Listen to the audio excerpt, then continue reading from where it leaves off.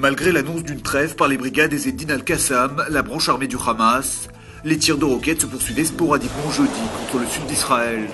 Au total, une dizaine de projectiles ont encore frappé la région frontalière du Eshkol et les environs d'Ashkelon, portant à 120 le nombre de roquettes et d'obus de mortier qui ont visé Israël depuis la journée de mardi. Pour éviter une escalade militaire, l'aviation de Tsahal a néanmoins choisi de ne pas riposter à ces nouvelles attaques. À l'approche des grandes vacances d'été, les autorités restent aussi prudentes. Les écoles sont restées fermées dans la plupart des localités du sud d'Israël, à l'instar d'Ashkelon. Le gouvernement, la police, les pompiers, personne n'est épargné. Le rapport du contrôleur de l'État, Michael Lindstrom, sur l'incendie du Carmel a été rendu public ce mercredi. Il adresse un carton rouge sans appel aux autorités israéliennes quant à leur gestion de la catastrophe.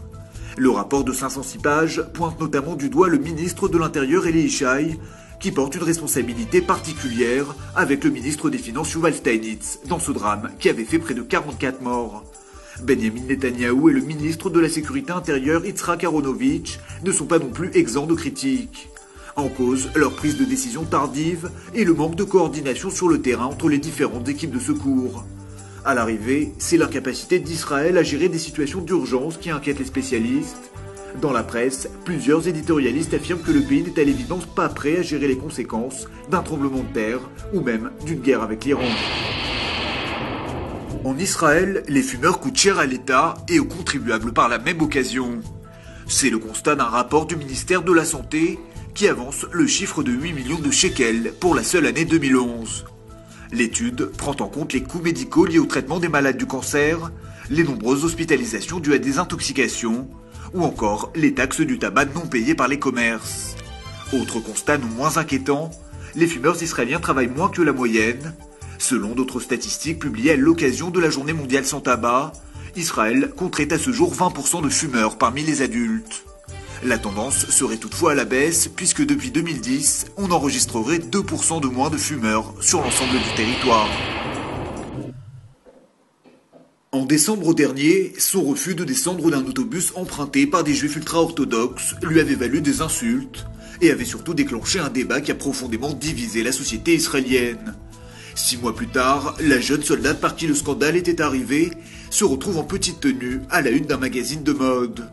Elle vient d'être recrutée par l'agence de mannequins Adi Barkan, l'une des plus réputées du pays. Dans le monde religieux, on parle de provocation, mais la jeune soldate de 19 ans se défend d'avoir agi par vengeance et assure que ses photos de mannequins sont le fruit d'un heureux concours de circonstances. Pour sa part, l'armée israélienne assure que sa petite protégée poursuit parallèlement son service militaire. Ces dernières années en Pologne, ce ne sont pas moins de 13 institutions linguistiques qui ont ouvert leurs portes pour dispenser des cours d'hébreu.